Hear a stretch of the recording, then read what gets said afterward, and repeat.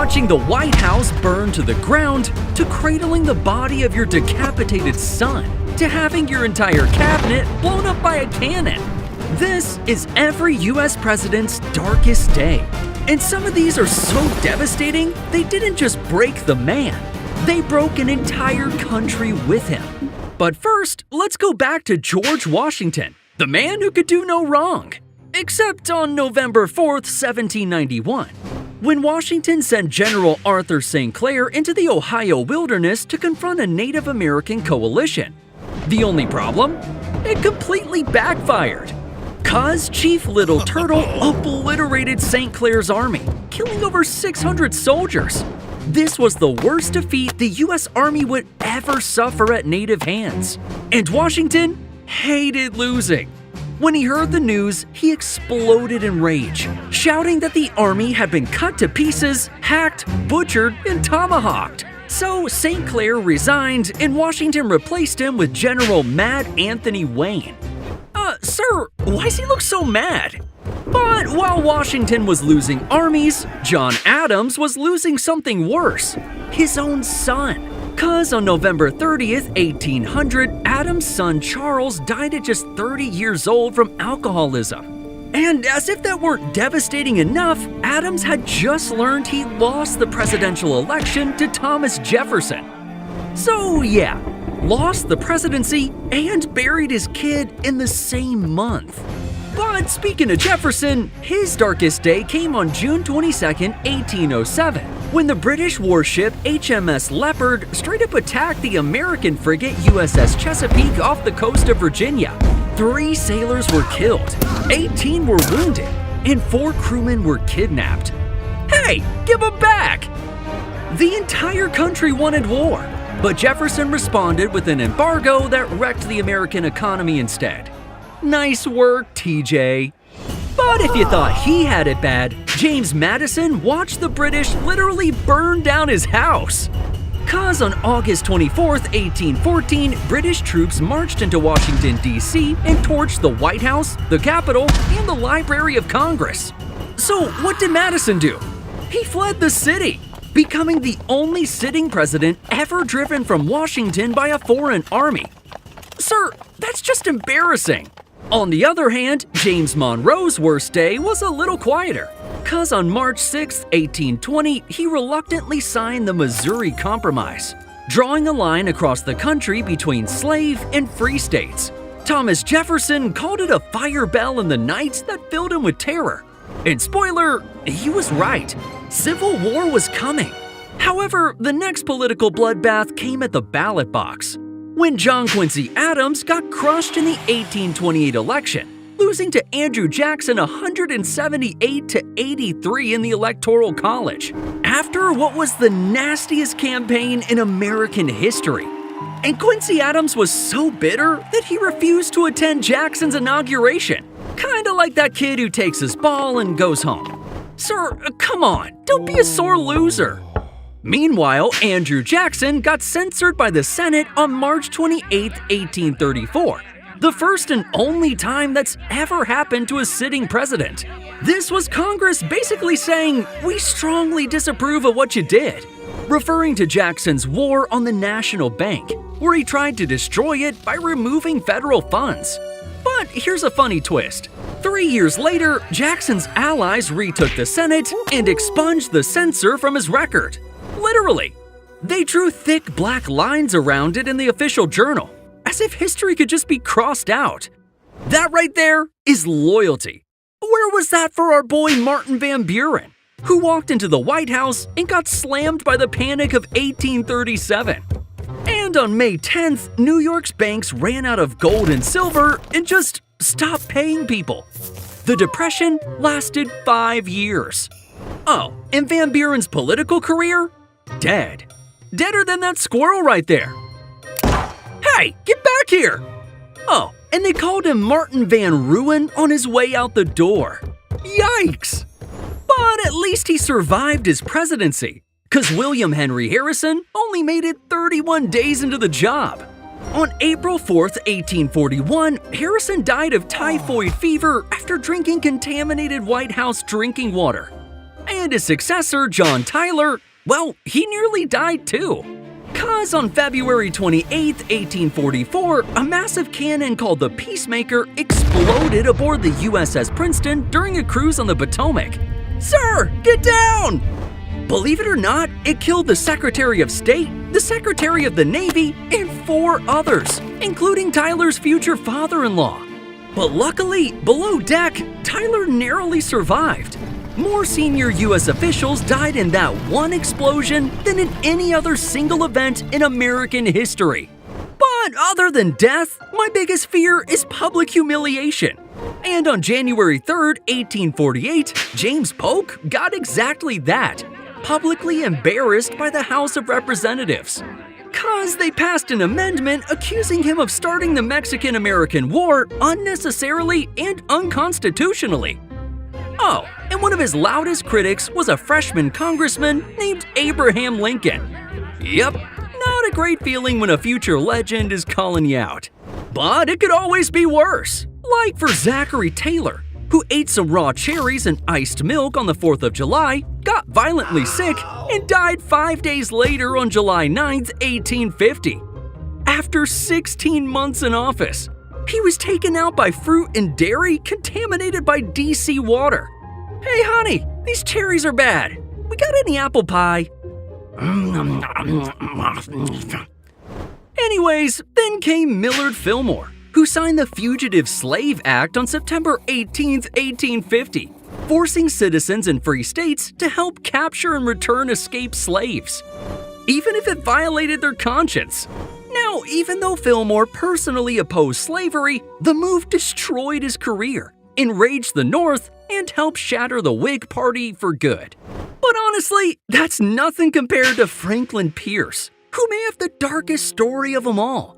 Cause Pierce and his wife Jane had 3 boys. Their first son, Franklin Jr., died just days after birth. Their second son, Frank Robert, died at 4 years old from typhus. And oh boy, the grief was overwhelming, especially for Jane, who urged Pierce to resign from the Senate and return home with her and their son Benjamin. And he did just that. But after slowly rebuilding his career, Franklin Pierce was elected President of the United States. It should have been the happiest moment of his life, but instead, it was his darkest chapter. Cause just weeks before inauguration, the Pierce family was traveling by train when their car derailed and rolled down an embankment. Pierce and Jane survived the crash, but their 11-year-old son Benjamin was crushed in the wreckage. Pierce lifted his son's body and realized the boy had been nearly decapitated. He tried to shield Jane from the scene, but it was too late. She saw everything. From then on, Jane believed God had taken their last child as punishment for Pierce's political ambition, and Pierce entered the presidency a broken man, refusing to swear his oath on a Bible. Man, I'm so sorry, sir. But after Pierce's life fell apart, James Buchanan watched the country fall apart. Cause on December 20th, 1860, South Carolina became the first state to secede from the Union. And Buchanan's response? He said secession was illegal, but also he couldn't do anything about it. In other words, James Buchanan is basically the worst president of all time. On the flip side, Abraham Lincoln's one of the best. But even the best have dark moments. Cause on April 12, 1861, Confederate forces opened fire on Fort Sumter in Charleston Harbor, South Carolina, and the Civil War had begun. Lincoln had been president for barely 5 weeks, and he'd spent every one of those days trying to hold the Union together through diplomacy. Now, although no one died in the shelling itself, the Civil War would go on to claim over 620,000 American lives, the deadliest war in American history. And then Andrew Johnson became president. And on February 24, 1868, he made history as the first president ever impeached. The charge? He violated the Tenure of Office Act by trying to fire his own Secretary of War. So the House voted to impeach, 126 to 47. And then it went to the Senate, where everything came down to a single vote. And Johnson survived removal by 1 vote. Phew!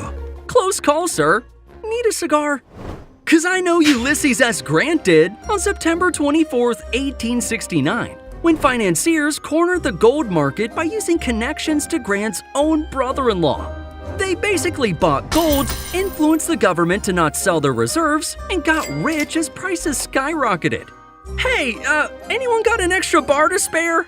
Life was good until Grant realized he was being manipulated and sold $4 million in government gold. Prices crashed, investors were wiped out, and the economy spiraled out of control.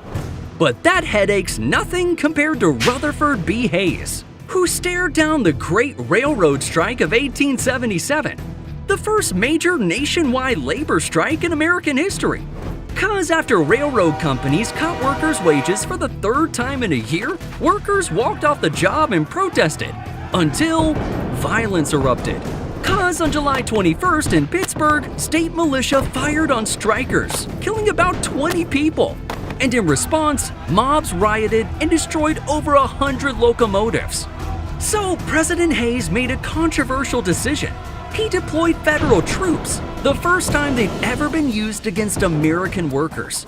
And yeah, it worked, but at the cost of looking like he sided with corporations over workers. Not the best look, sir. But if you thought things couldn't get darker, you haven't met James Garfield, who was shot walking through a train station by a deranged office seeker. Except he didn't die. For 80 agonizing days, Garfield lingered in pain as doctors probed his wounds with unsterilized instruments, causing massive infections. His body weight dropped from 210 to 130 pounds. And finally, on September 19, 1881, the suffering ended.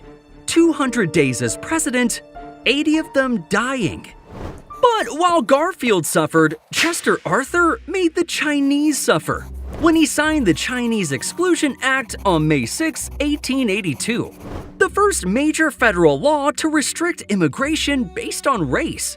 And the ban lasted more than 60 years. But speaking of dark days, these next two presidents were deeply intertwined. 'Cause in 1888, incumbent Grover Cleveland won the popular vote, but lost the Electoral College to Benjamin Harrison. Then 4 years later, the tables turned. 'Cause Benjamin Harrison's wife Caroline died of tuberculosis on October 25, 1892, just 2 weeks before the election. Harrison was so devastated, he stopped campaigning altogether and lost to Cleveland in a rematch. One lost by math, the other by grief. But during Cleveland's second term, he faced the Pullman strike, when railway workers across the country walked off the job after wages were slashed. And when protests turned violent, Cleveland responded with force by sending 12,000 troops into Chicago as rail cars went up in flames.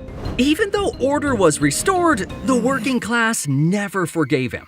Kinda like how America never forgave Spain for blowing up one of our battleships. 'Cause on February 15, 1898, the USS Maine exploded and sank in Havana Harbor, killing 266 American sailors. The press screamed, "Remember the Maine!" and the public demanded war. But William McKinley resisted. He thought it was too risky to fight the Spanish Navy. Meanwhile, his own Assistant Secretary of the Navy, Teddy Roosevelt, publicly mocked him for having no backbone. So McKinley finally declared war, and we actually ended up beating Spain pretty easily. Mainly thanks to Theodore Roosevelt, who became a war hero, then vice president, and then president. This dude was unstoppable until the Panic of 1907. 'Cause when the economy collapsed, Wall Street pointed the finger at Roosevelt, saying his aggressive trust busting had spooked the markets. And honestly, they might have been right. 'Cause Teddy swallowed his pride and let JP Morgan's US Steel gobble up a major competitor just to stop the bleeding. The crisis was so bad it led directly to the creation of the Federal Reserve 6 years later, which was a pretty dark day for all of us. But then came William Howard Taft, who suffered the worst defeat of any sitting president. 'Cause on November 5, 1912, he finished third behind Woodrow Wilson and his former bestie Teddy Roosevelt. The big man won just 8 electoral votes. 8! And he was reportedly seen crying during the campaign. Kinda like when I cried on October 2nd, 1919, when Woodrow Wilson collapsed from a stroke after his tour to promote the League of Nations. And it was so bad, it paralyzed the entire left side of his body. But here's the kicker. He didn't leave office. Instead, his wife and doctor hid the severity of the stroke and essentially ran the government in secret, unlike Warren G. Harding. Cause during his nationwide Voyage of Understanding tour, Harding dropped dead at the Palace Hotel in San Francisco on August 2nd, 1923.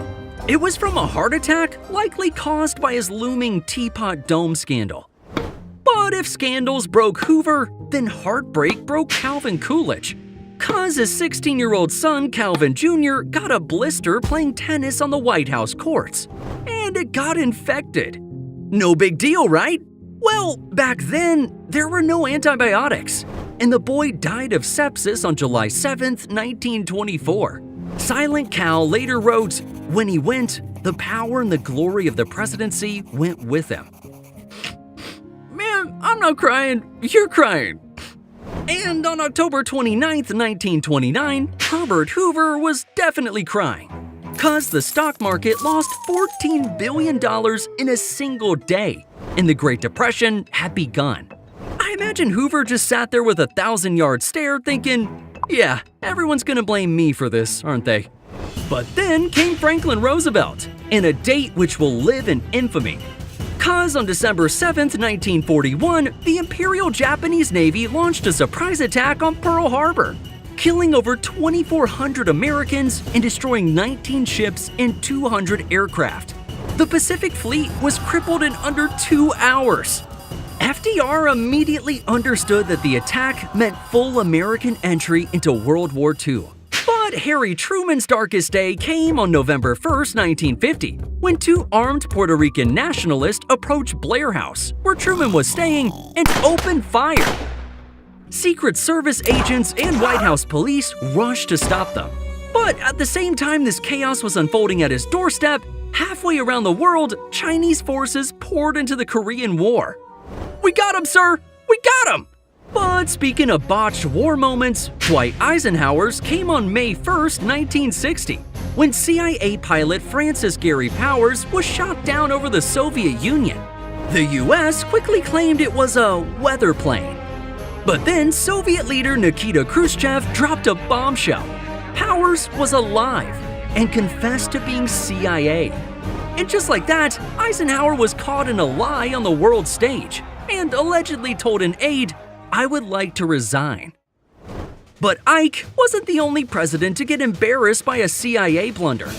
Cause John F. Kennedy had been president for less than 3 months when the Bay of Pigs went sideways on April 17, 1961. The CIA had trained 1,400 Cuban exiles to invade Cuba and overthrow Fidel Castro. The only problem? Castro saw the whole thing coming. And when the Exile Brigade landed on the beach, over 100 were killed and 1,100 were captured. Behind closed doors, Kennedy was furious and felt the CIA had misled him about the invasion's chances. Kinda like how Lyndon B. Johnson was broken by the Tet Offensive on January 31st, 1968. A series of surprise attacks across South Vietnam from 80,000 North Vietnamese forces. They even breached the US Embassy in Saigon. It was a military shock and a psychological disaster, shattering every claim that the war was being won. And as a result, LBJ announced he wouldn't run for re-election. Kinda like Richard Nixon. Cause on August 8, 1974, Nixon went on national television and resigned, the first and only president to quit the job. And he didn't leave by choice. The smoking gun tape proved he'd ordered the CIA to obstruct the Watergate investigation, and his own party told him he'd be removed if he didn't leave voluntarily. So, facing certain impeachment and conviction, Nixon walked away, bringing us to Gerald Ford, whose world collapsed during the fall of Saigon. Cause Ford ordered emergency helicopter evacuations as North Vietnam overran the South. These iconic images of people scrambling onto rooftop choppers? Yeah, that was the end of America's longest war, and Ford called it the cruelest month. But 5 years later, Jimmy Carter called April 24th, 1980 the worst day of his life. Cause Operation Eagle Claw was a daring, highly secret mission to rescue 52 Americans during the Iran hostage crisis. And basically, nothing went as planned. Helicopters malfunctioned, and one collided with a transport plane in the desert, killing 8 service members. It was a total failure, and the hostages still weren't free. But things got even deadlier with Ronald Reagan. Cause on October 23, 1983, a suicide truck bomb carrying 12,000 pounds of TNT hit the Marine barracks in Beirut, killing 241 American service members. And to make matters worse, the Marines were there as peacekeepers. They never saw it coming. And Reagan withdrew U.S. forces from Lebanon within 4 months. Sheesh, that one still stings. Kinda like when the LA riots exploded on April 29, 1992, after 4 LAPD officers were acquitted in the Rodney King beating. 63 people died, over 2,000 were injured, and more than $1 billion in property was destroyed across 6 days of chaos. So George H.W. Bush deployed 4,000 federal troops and federalized the National Guard. It was one of the worst episodes of civil unrest in modern American history, and it happened on live TV. But speaking of tragic moments, on April 20th, 1999, Bill Clinton was president when 2 students walked into Columbine High School in Littleton, Colorado, and killed 12 students and a teacher. The deadliest school shooting in American history at the time, and it horrified the country, including Bill Clinton, who addressed the nation that evening visibly shaken. Kind of like George Bush in September 11, 2001, when hijacked planes crashed into the Twin Towers and killed nearly 3,000 people, the deadliest terrorist attack in history. But where was Bush? Well, he was famously reading to second graders in Florida when an aide whispered in his ear, "A second plane hit the second tower. America is under attack, sir." Man, it doesn't really get much worse than that. But while some presidents fought foreign armies, others faced domestic, like Barack Obama, who has said multiple times that December 14, 2012 was the single darkest day of his presidency, because a gunman murdered 20 children and 6 staff members at Sandy Hook Elementary School. It was so heartbreaking, Obama even cried on camera, and later called his failure to pass gun reform the most bitter disappointment of his time in office. But speaking of disappointments, as a Secret Service agent, this one especially hits close to home. January 6th and Donald Trump. The day a mob stormed the United States Capitol while Congress was certifying the election results. Lawmakers were rushed to safety as chaos tore through the halls of government. And sir, just for our own safety, can we not do that again, please? But speaking of unsafe moments, Joe Biden's darkest day came during the infamous Afghanistan withdrawal. Cause after the Taliban seized control of the country, US forces rushed to evacuate thousands of Americans and allies. But if the airport wasn't chaotic enough, an ISIS-K suicide bomber detonated explosives, killing 13 US service members and 60 Afghan civilians, marking it the deadliest day for American forces in Afghanistan in a decade. Sheesh! I hate seeing our presidents go through tough times. Don't you? I prefer to see them winning. So these are times US presidents humbled dictators. From dragging a tyrant out of a ditch, to snatching a president out of his palace, to blasting rock music so loud a dictator surrendered just to make it stop. If you want to see America defeat the enemy with rock and roll, click right here and keep watching.